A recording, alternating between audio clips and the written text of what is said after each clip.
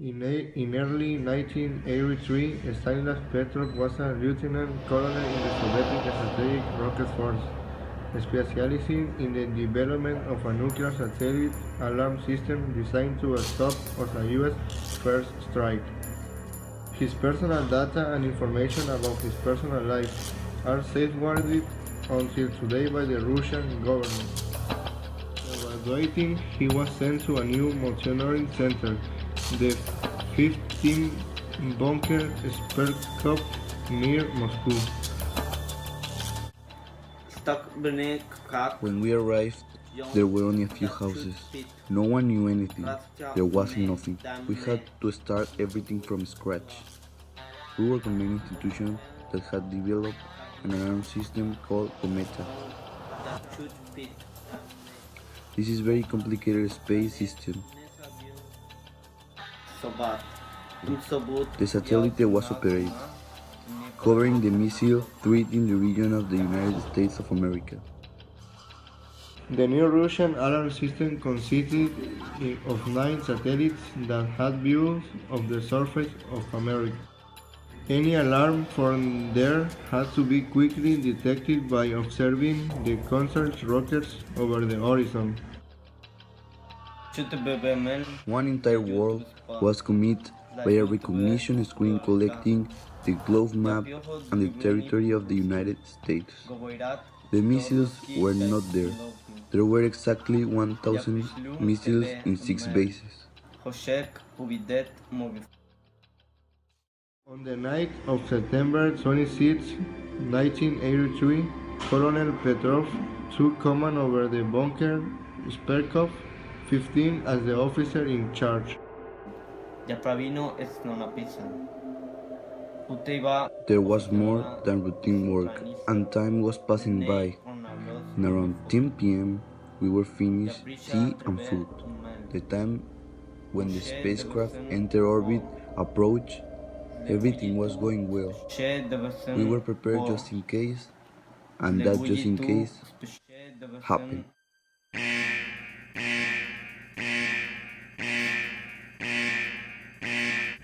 Colonel Petrov has received a signal confirming an American nuclear attack. There was large display with large letters as an advertisement at the level of my eyes, and the silent sound. Came reports of the launch of a ballistic missile from the USA. The first reaction was a shock, something for which we should be prepared. It had happened. There was a panel of state in front of me, and on the left, the sign of a missile launched by US was lit up. Next to it was a number 1, indicating a missile. The probability indicated was the highest possible. The Soviet early warning computer had to go over 30 levels of security checks before confirming a missile launch. The team ran to verify the authenticity of the signal. They had only 28 minutes before the impact. I start giving orders, all in their place, monitor all functions, do this, do the other, according to the instructions. It appeared that there was an attack, except for one thing: the launch was not visually confirmed. 30 levels of defense, to get through them was serious. Because of the lack of visual confirmation, Petrov decided to wait before informing the high command of what was happening. Me, as the first source of information, the danger was that as soon as I decided that the missile was real, the rest of the chain of command would be conditioned by my findings. It's like the rule of roosters in the hen house. The first rooster begins to crow, and the others made chorus for all the people. Petrov could not find any fault in the system, and the situation worsened.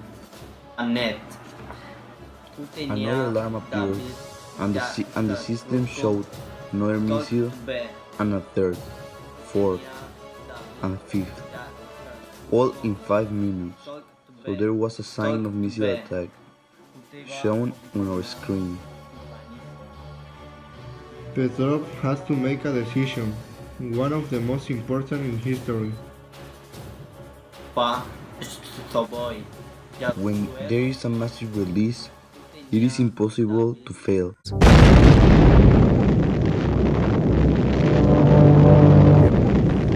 And half the population would be destroyed immediately.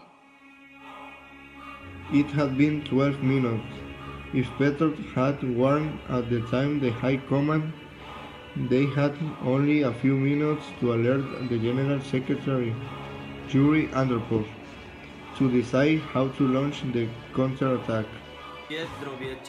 I had to make a decision. I decided it was a false alarm.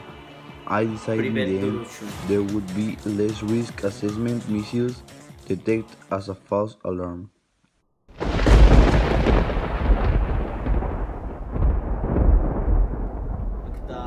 After they spent 10 or 15 minutes, the relief came.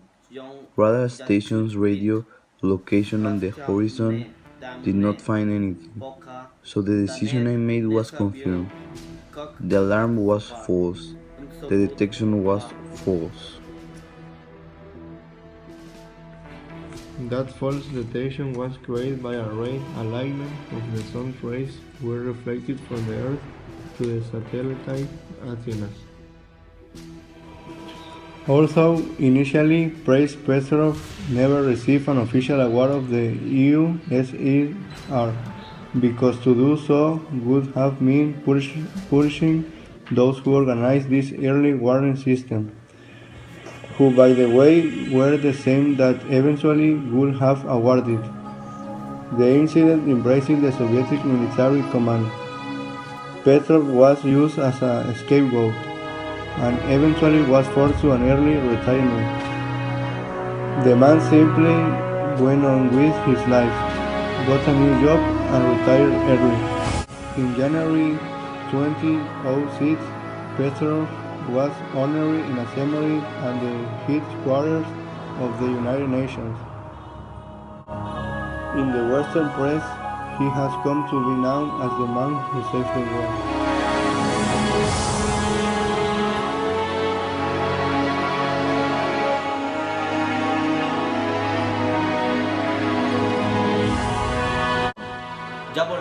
All that happened didn't matter to me. It was my job. I was simply doing my job. And I was the right person at the right time. That's all. My late wife, for 10 years, knew nothing about it. So, what did you do? She asked me. Nothing. I did nothing.